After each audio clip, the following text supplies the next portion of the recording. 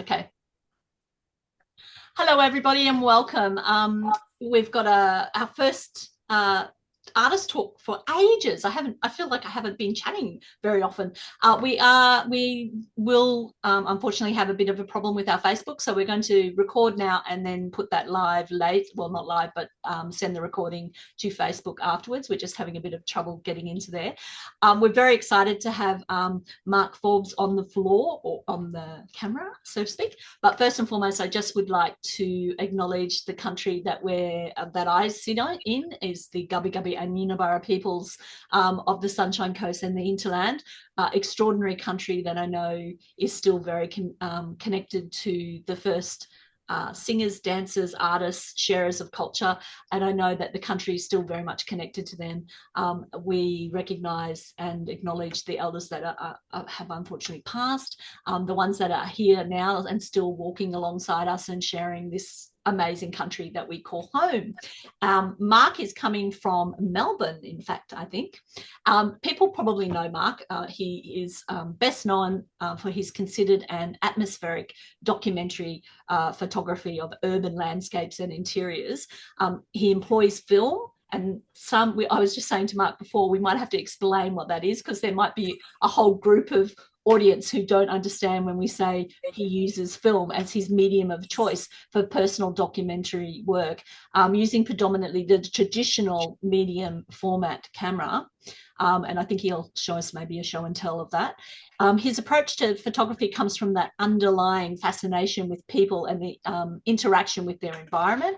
And it's almost like remnants of it as well. I think the past uses that these places have often, and particularly the work that we have in the Sunshine Coast National Art Prize, which is this memory and sort of this extraordinary work that has a memory but also a current sort of atmosphere. Because you talk about both this sort of focusing on memories, both shared and individual. And we've got this wonderful word, which I'm going to probably pronounce incorrectly, anthropomorphism. I'll probably mispronounce it as well. Okay. Anthropomorphism or Thank you. anthropomorph. That's exactly it. Which I understand the concept, but cannot pronounce correctly. And that sort of idea of deja vu, which we often have.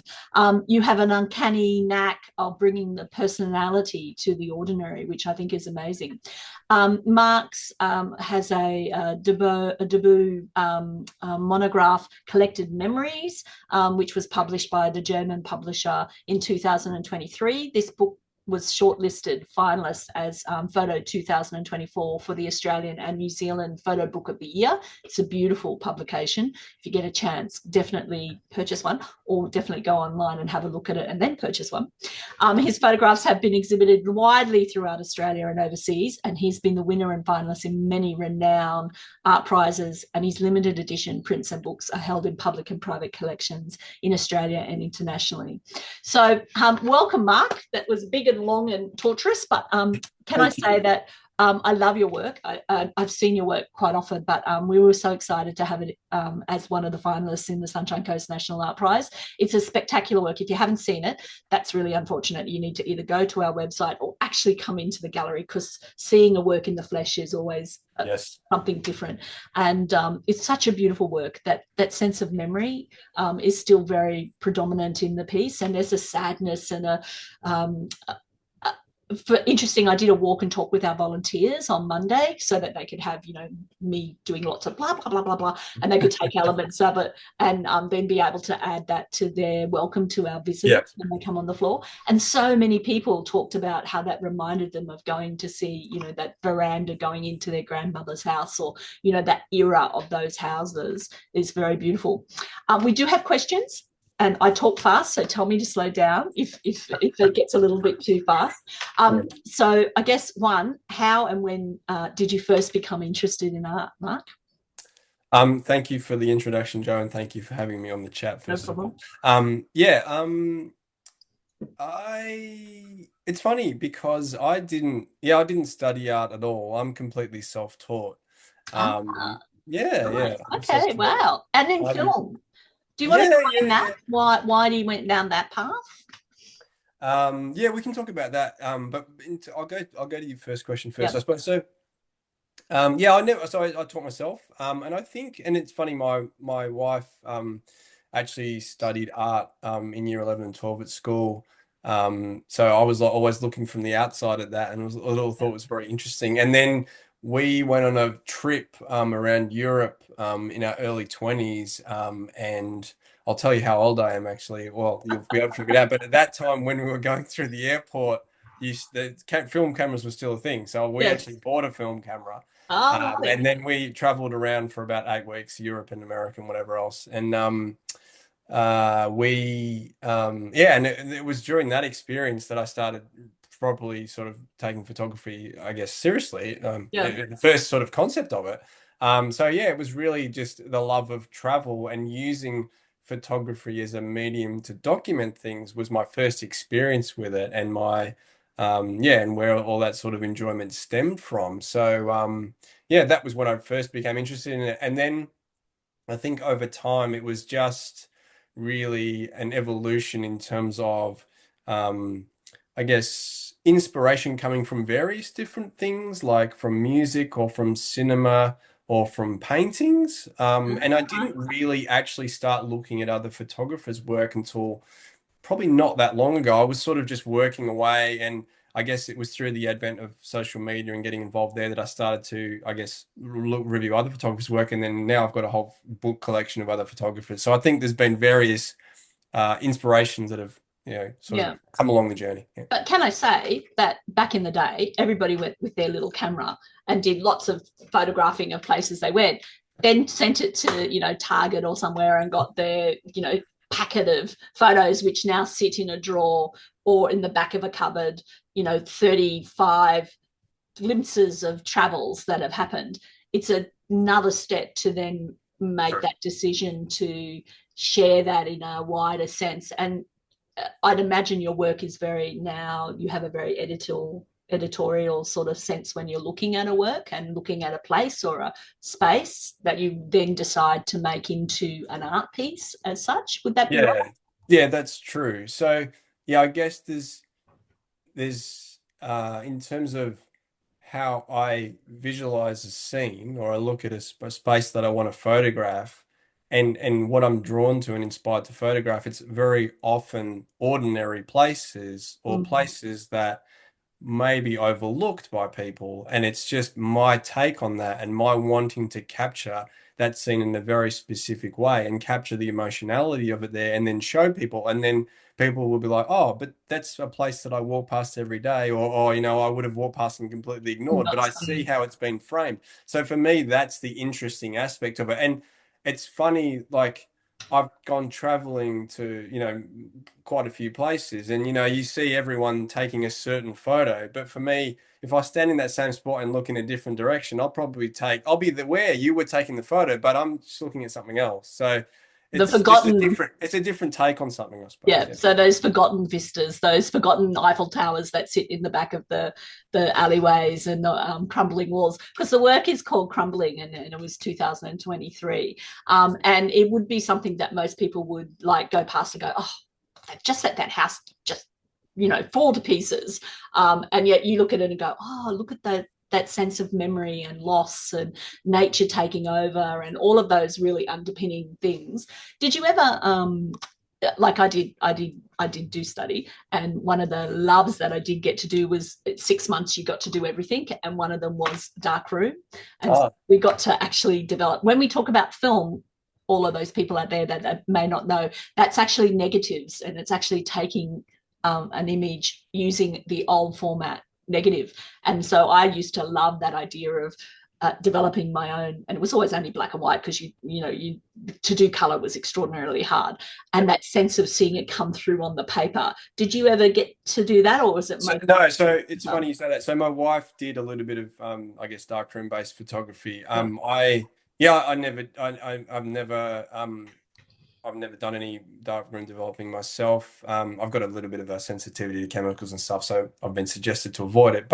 yeah, But I love the whole slowness of the process of it. But for me, I tend to focus more on just the shooting and using the film as a medium for capturing, as opposed to getting involved in all of the Other side of processes it. and whatnot. Yeah. Yeah. Because when you could do negatives, you could do a bit of shading at the top Yeah, and things like that. But when you're taking it and then removing yourself from the process of it being developed, it does actually become the artist vision specific. So it is what you're looking at that time. You yeah. don't put lights up or do any of that. No, no. So No. everything that you will see on, my website and my portfolio is all natural light. I'm not, managing the light other than potentially closing, blinds or pulling down a shade. Or I guess you could consider, I do consider that I am managing light in that I'm very specific around time of day and how the Yeah. quality of light impacts the film. But in terms of adding light, Not. no, other than I might turn a light on. So it's not me setting up lights, no. So it is specific vision you could see if you were standing there. But Yeah, of yeah, yeah. course, as artists do, you have edited it in such a way that it sings and shows this element, which is wonderful. Okay, so I guess that's your favorite medium to work in. You've not moved out of that. You haven't gone into etchings or photo etchings or No, anything like that. I do quite enjoy looking at other artists' work, like paintings, and I do like, yeah, looking at collages and that sort of stuff. I find them very interesting. But in terms of what I've actually experimented with, no, it's been all photography. Yeah. My wife did actually buy me some paints for a birthday, and I really do want to use them, but I just haven't got around to it yet. But Haven't got around to it. I do love looking at, especially painters, yeah, because from that aspect of how they represent a scene and imagine a scene and then project it onto the paper, all from something that isn't visible in front of them. I love the way that they're able to, give a quality to light just from their paintbrush. So Yeah. it's very important. Yeah. Yeah, okay. Because I mean, yeah, the work that you have on the floor for this exhibition, plus the series that I've seen on your website, and if you get a chance, really go and have a look at Mark's website. It's beautiful. It's not only desolate buildings or forgotten spaces. There's some portraiture there as well. Do you lean towards any specific subject, or it's just whatever has caught? Yeah, so everything that you will see on my website is just other than the portraits, which is obviously set up. The vast majority of everything else you'll see is stuff that I've found. Mm, Um, there's some shots that I will have, influence the scene in terms of setting something up, but that's sort of 2% of the things that you'll see on there. Most of the work on my website and the stuff that I enjoy shooting is found scenes and yeah, and yeah. trying to capture that in a specific way. Yeah, we had 2 years ago. Did we have Uh, stairwell piece? no, so yeah, this is the third time I've been a finalist. Thank Yes. you very much. And Oh, the that's first good. You work so good, Mark. the first one was the staircase, Pantone Oh, stairs, yes. and Beautiful. then And it's on his website. So go have a look at it. I just um, loved it. It's such a and great then work. I think a couple of years ago you had an image of mine called Boy, which is some paper planes, I think. Oh, yes. The paper planes Yes, in the corner. Yes. So which obviously was superb. staged. Yes, but the Yes, yeah. staircase So was three very different sort of yes. aesthetics that are happening. So, and I think that's what's really interesting about your work is that you have each work has a different resonance, a different aesthetic that comes Yep. to the viewer. So this one is about desolate, it's about memories lost, it's about past lives and all of that sort of stuff, nature taking over. So there's something quite extraordinary compared to the stairwell, which was one of my favorites of that year, which was it was all about blocks of color and how they Mhm. worked in an abstraction sort of sense, even though it was a stairwell. So they still actually, it was about a place that actually existed and could work. But the way the placement of the colors, etc., were amazing. And Boy was also something completely different as well. So I love that you use your medium in such a interesting way to talk about such different sort of elements of being human, I guess.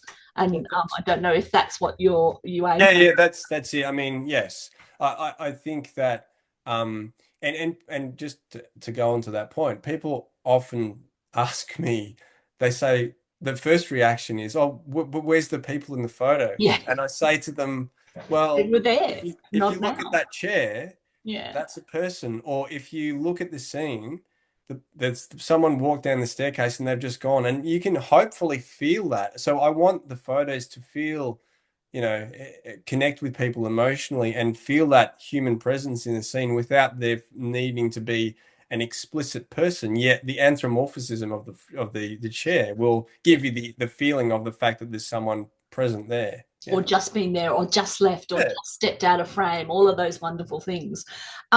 So, can I ask what was the greatest influence for your work? Was it that travel and you wanting to capture memory, or was there something else that prompted? Yeah, I think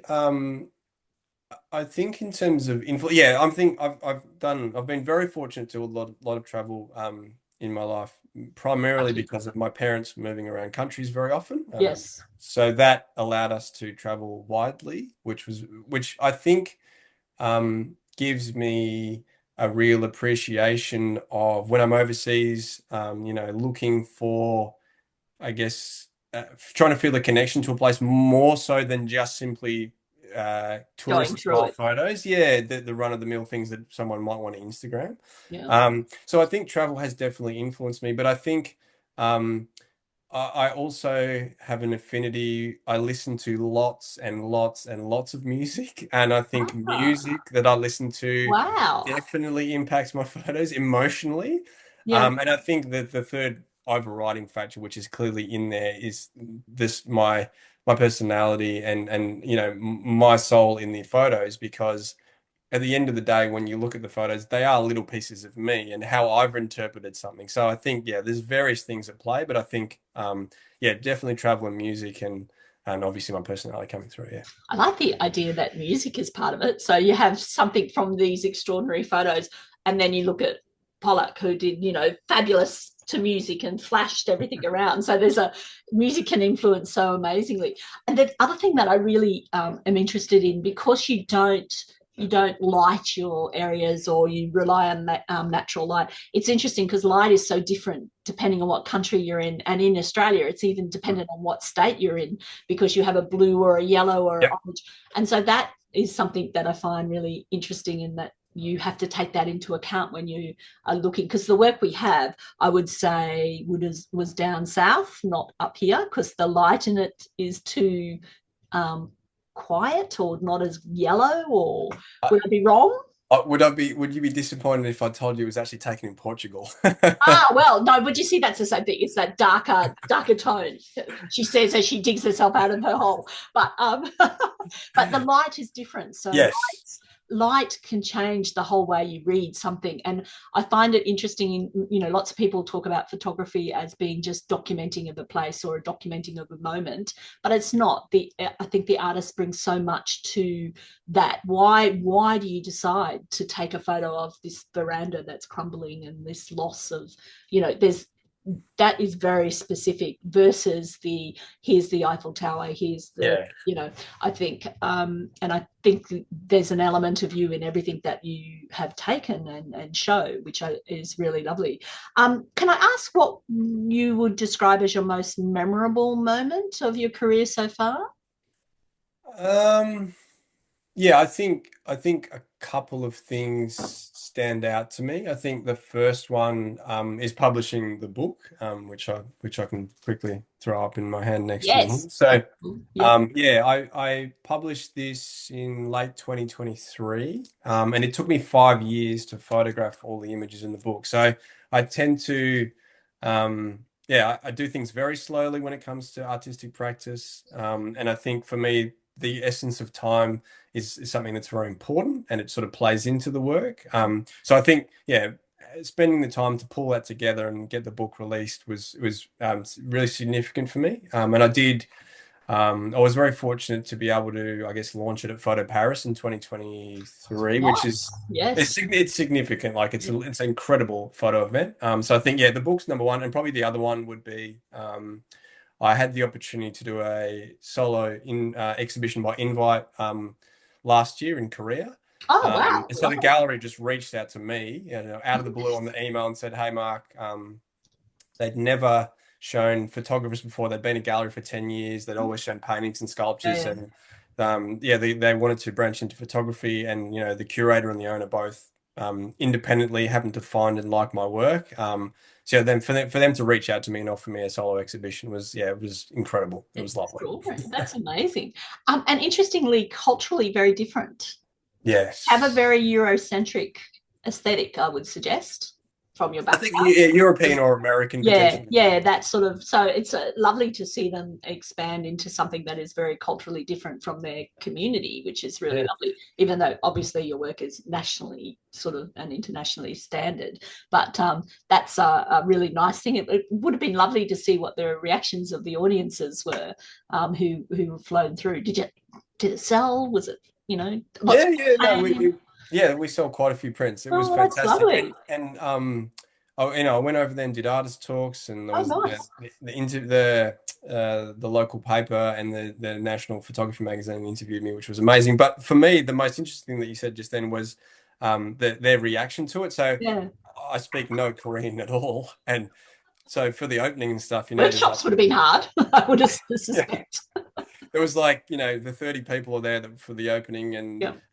the one of the curators spoke very good English, as well as obviously she was Korean native, and so she was translating my speaking about the photos, and then I was sort of listening to her trying to pick when I would stand there and I would say.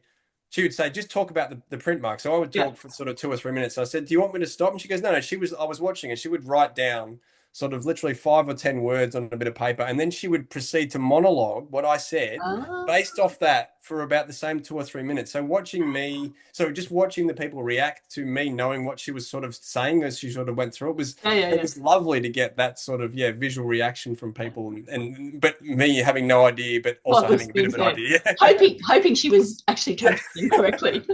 A yeah, bit of a performance piece. yeah, Nice. that's right. Yeah. Well, that's amazing. That's very good. So, what are you currently working on? Do you have projects each year that you think about, or you go, "Oh, I might go to Europe and we'll do," which would be Um, lovely I if you do. do that. Yeah, so I guess I still continue to photograph a lot of work in the style of what you can see in the book and what you'll see in my website, because that's what I enjoy photographing. However, I've also enjoyed working on some more controlled portraits, which again you can see on my Okay, website, nice. and sort of branching more into that aspect. While I still continue to do the other work. Yeah, and I've got some other potential projects on the go, potentially commissions and whatnot that people have been contacting me about. So, Okay, yeah, that's good. So I was wondering about the commissions because I mean, a lot of the work that you have on your website is very emotionally attached to you, one-off like art pieces, and so whether there's a commissioning component, that all artists have to end up doing sometimes just to be able to survive as artists, yeah. and that's a good thing as well if you're allowed to keep your artistic integrity, I guess.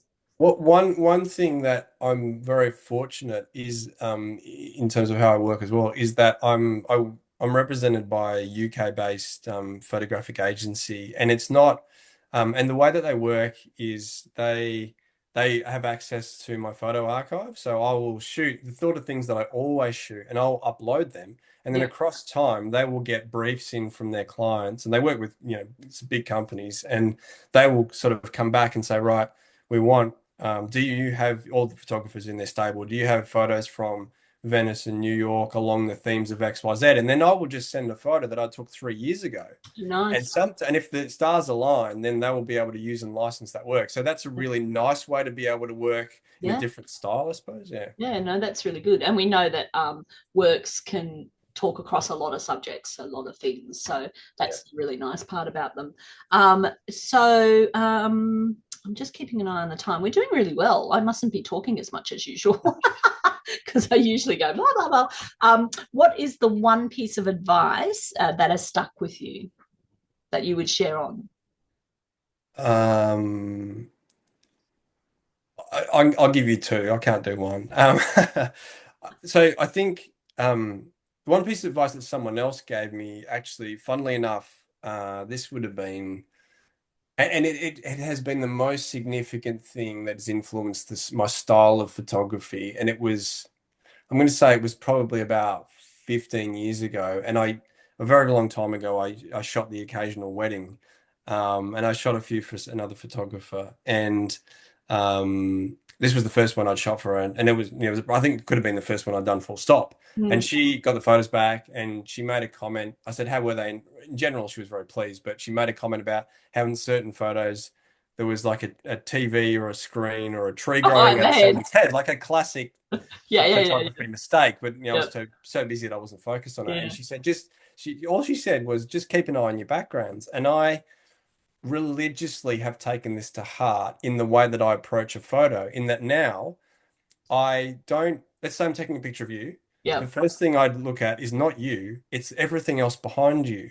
yeah, And once I'm comfortable that I can put you in a position that I know is along the lines of what I want to photograph you, isn't distracting, mm. and and then I'll essentially focus from the back of the photo, and then I'll come forward and work on what the actual Ah, subject is. So I've sort of, other people might not do that, might look at the subject and then work yeah, on the background, but I work in reverse because I'm yeah. like, I've just been had this drilled into me that, yeah, backgrounds are critically important. So I'm really quite OCD about how I frame everything up. And I think I mean, if people look at my photos, I I think think you it can, comes yeah, across. yeah. Yeah. I would not, yeah, I wouldn't have said it, but yes, there's a very good sense of, you know what exactly is happening in each frame, I would suspect. And what was the other thing? So that's, The other thing I think, for me has been really important is just, I think it's really a thing, probably more so with photography than anything else. But people, a lot of, I guess, younger photographers think that they need to shoot everything, mm, and they need to do everything really well, which is great. You can be a jack of all trades, but I think for me, I guess shooting things that are aligned with my artistic heart and my vision is critical in terms of, yeah, making work that sings, and that once you start making work that, you love and enjoy and people see it, they will start to expect you to want to work on those sort of things. So it sort of perpetuates, yeah, rather than doing 15 things and, oh, am I going to take a photographer who's done all these things, or do I want someone whose work I like, but I can see is able to adapt that in a different topic. So mm, people have, come to me and said, hey, and it's funny, I don't shoot weddings anymore, but someone actually dropped me an email through my website the other day, and I have zero wedding photos on my website. I I haven't know. done it for a long time. It's all stuff that I love to shoot, and I don't even show any client work on my website. It's all sort of hidden in the background. And someone was like, "Hey, Mark, I love your photography. Do you shoot weddings?" And there's no people on there at all, like other than the Yeah, portrait. So I think when people stylistically appreciate what you want, they can see how it can yeah, adapt into something else. Yeah. yeah. There's a tenderness about your work, I think, and there's a resonance. The resonance of it still visually and emotionally vibrates Thank from you. out of the frame, I think. Um, well, we would now usually be taking questions from our Facebook Live audience. Sure. Unfortunately, we can't at the moment. So I do have a question. So when you do a shoot, do you do 15 and then you take the first, like, do you have a sheet that has like 35 and there's two images that you might, or do you do it that way? Or is it like, Yeah. this is the image and this is the one I will have? Yeah. So I'll what I'll do a bit of show and tell now, because Please do. Show me your camera. you mentioned before about film cameras. So How this lovely. So Oh, I don't know how old this is. This is for the photo nerds out there. This is a Hasselblad 503CX. It's got to be, I don't know, 80s, 90s ish, yeah. I'm guessing. And funnily enough, I'm only showing this camera because my two most favorite, I shouldn't talk in front of this camera, but my two most favorite cameras are actually in for repair. Oh Um, no. but this is a lovely camera. So yeah, so this camera, medium format camera, shoots 12 square images on a roll. Oh no. So I'll go out with, pockets full of film, and I'll shoot the sort of things, that I enjoy shooting. Then I'll come back, and often, um, I will actually let photos sometimes sit for quite a long time and then revisit them, months later.